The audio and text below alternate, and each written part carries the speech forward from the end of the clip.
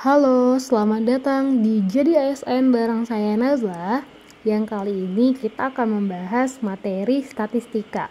Oke, kita langsung ke pembahasan.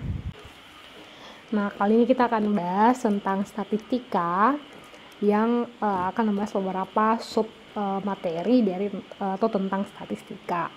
Nah, sebelumnya statistika ini kan sudah sering kita pelajari atau sudah pernah kita pelajari lah ya dulu di tingkat SMP maupun di tingkat SMA. Jadi tidak terlalu sulit gitu. Kebanyakan tidak ada yang materi matematika yang sering agak terlalu lebih mudah dari materi yang lainnya adalah tentang materi statistika ini. Jadi materi yang pertama atau submateri yang pertama yang akan kita bahas itu adalah tentang rata-rata yang sering dilambangkan dengan X bar. Jadi rata-rata itu sering dilambangkan dengan X bar. Nah, ada beberapa cara untuk mencari rata-rata tergantung datanya.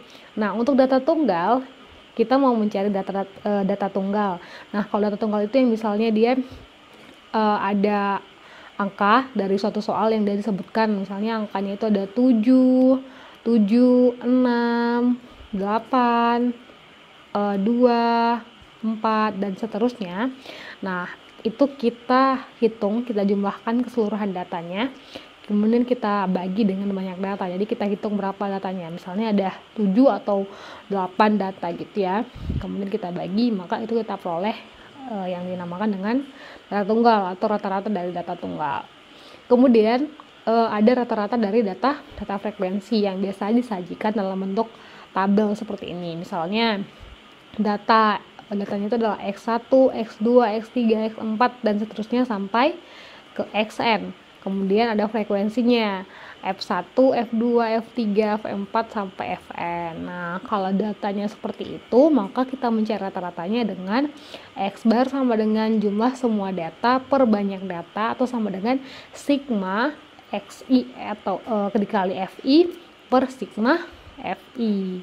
Nah, ini untuk mencari rata-rata data per frekuensi. Kemudian selain membahas tentang atau mempelajari tentang rata-rata, kita juga akan membahas tentang median. Nah, median ini juga adalah data tengah dari sekelompok data yang sudah terurut. Jadi contohnya, misalnya di sini data yang diurutkan. Jadi terlebih dahulu kalau misalnya ada data yang acak, misalnya ada data yang dia di sini 2, di sini 7, di sini 3 atau di sini 5. Kita misalkan dia 2, 7, 3, 5, 4,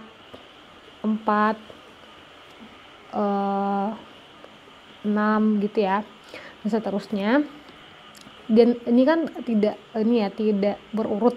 Jadi terlebih dahulu kita urutkan dulu. Jadi misalnya kita buat di sini, kita buat menjadi 2, di sini 3, di sini 4, sini 5, 6 dan 7.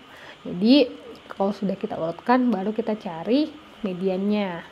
Jadi tidak dibiarkan secara acak gitu ya. Nah, kita ambil contoh yang ini tadi. Dia sudah diurutkan datanya, maka kita mencari mediannya berapa.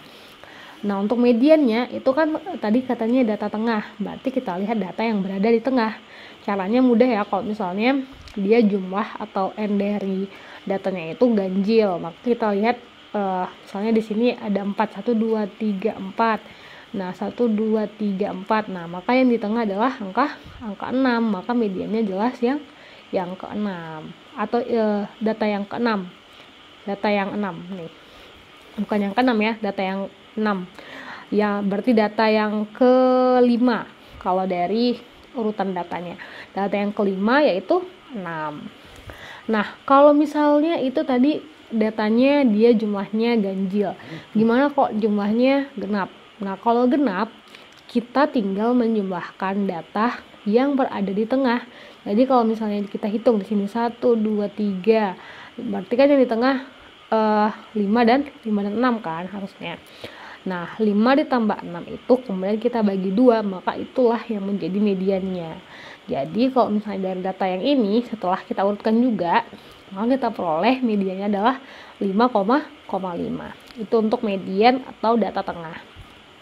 Kemudian kita akan membahas tentang modus. Nah, modus bukan bukan rayuan lelaki ya. Modus itu adalah data yang paling sering muncul dalam urutan data.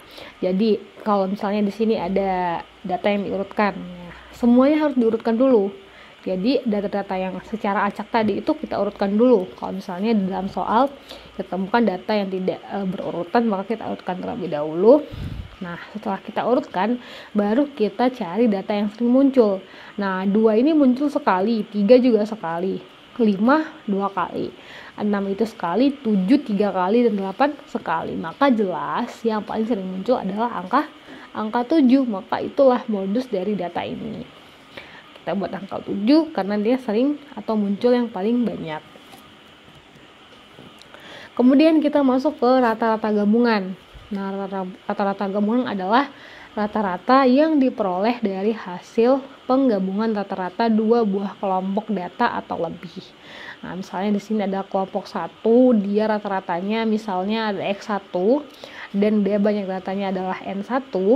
Kemudian ada kelompok yang kedua, dia banyak datanya rata-ratanya X2, kemudian banyak datanya N2. Kemudian ada kelompok 3 yang banyak datanya X3 dan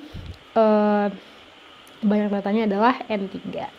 Nah, untuk mencari data-data rata-rata gabungan dari ketiga kelompok ini, maka kita gunakan rumus X bar G atau X bar gabungan, rata-rata gabungan itu sama dengan X rata-rata gabungan rata-rata yang pertama dikali dengan banyak jumlah data yang pertama atau kelompok yang pertama ditambah rata-rata yang kedua dikali jumlah atau banyak data yang kedua ditambah rata-rata yang ketiga dikali banyak data yang ketiga per totalnya. Jadi kita jumlahkan semua N1 tambah N2 ditambah N3. Nah, ini yang kita gunakan untuk mencari rata gabungan ya, untuk rata-rata gabungan. Kemudian ada diagram lingkaran. Nah, kalau misalnya ada data yang disajikan dalam bentuk lingkaran seperti ini, di mana dalam jaring lingkaran misalnya ada data 1 tadi alfa 1, data 2 alfa 2 nilainya ya, data 3 alfa 3, data 4 alfa 4 yang biasanya disajikan dalam bentuk kartesius ya, derajat.